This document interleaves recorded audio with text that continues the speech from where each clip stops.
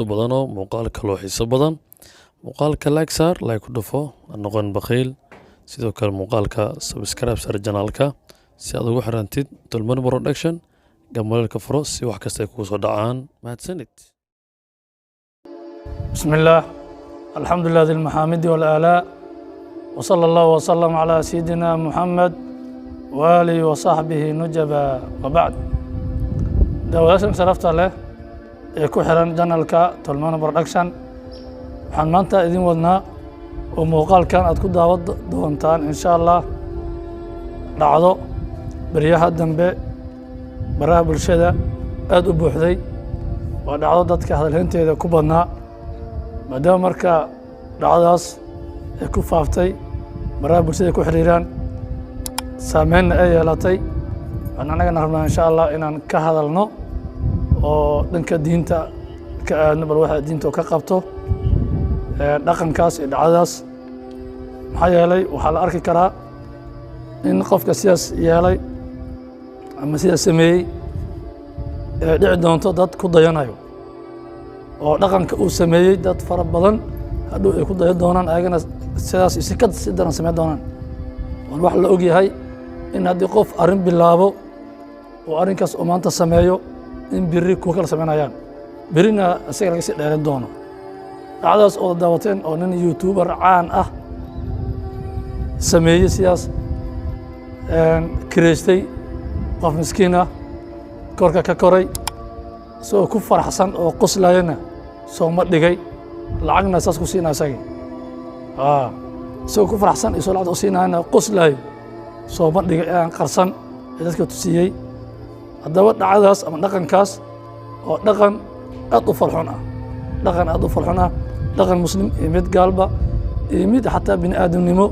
xuquuqul insaan marka la leeyahay kuma wanaagsano waa dhaqan aan ku wanaagsanayn ah qofka hadduu miskiin yahay waxa qofkan oo u duleysanayo waxay tahay oo korka uu karaayo isagoo kama sharaf badnee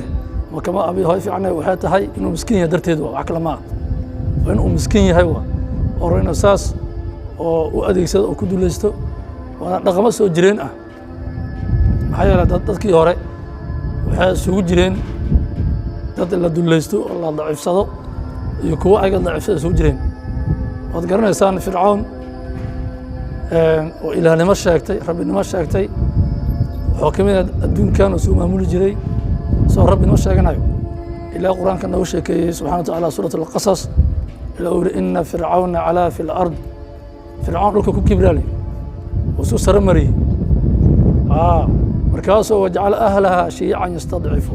ehelkeeda wuxuu ka yeelay kuwo koox u daciifsado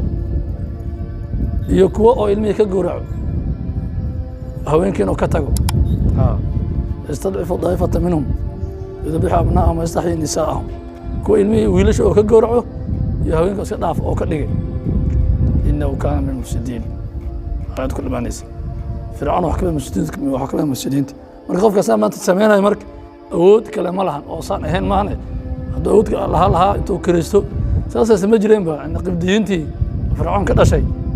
reer banu israa'iil qorya ku guri jireen qoryaha sida gaardameer oo kale baxaane duurkiistaan qoryaha soo saari jireen markaasay garaaci jireen wad guriga noo geey fiir dhaqankaas maanta sidii oo kale ma wanaagsan miskiin maa lahu ila allah miskiin cidan yaala ilaahayn ma lahan hadduu ilaah keliya oo leeyahan hadda wax kastana waa leeyahay marka miskiinka dhow adiga marka maanta lacagta ku faanayo maxtanimada ku faanayo wuxuu ilaahay awood u leeyahay subxaanahu wa tacaala in isaga inta ka qaado intuu hantida kaa qaado kaa wareejiyo isaga siiyo adigii marka maanta korahay biri asna oo ku shaqaalaysiiso oo asan ku koro awood u leeyahay subxana wa taala ilaahay adigana aad ogeen marka xoolaha ilaah kusidaa ku kibrin hadday jagaasi jagada ha ku kibrin iska ilaali waxaan adduunka waa maal adduunyo waa laga qaadi karaa xataa hadduu gaal yahay qofkan xataa hadduu gaal oo miskiin yahay faraha ka qaad gaalada ruuxda kala baxo kuwa xarbiyiin ah oo bartii lagu arka lagu dilaayo kuwa dimiyiin ah iyo kuwa wax in ka dhexe diinta ana shaqa ku lahayn iska shaqaysanayo cidnaana haysan oo ayaska ah saas u kala baxaan maahan yani waa saasaa ku yeelaa waa kaa lacag baana soo ma dhegtid birin lagu dayanayo qasaas hore ilaa waa ogaa in nafnafka gudaaye duuduur gudaaye ilaa ma ogeeno yiri marka waa saas cuuriyaankaba caga looma waayine inay ku cibro qaataan waay kuwa caga lehe cararayo saas eeda malaynaa marka qofka maanta xoolo aan haysan ilaahay xoolo uma waayin qofkan adaa lagu fiirin xoolo adeysatid marka dhaqankaas waan ka digaynaa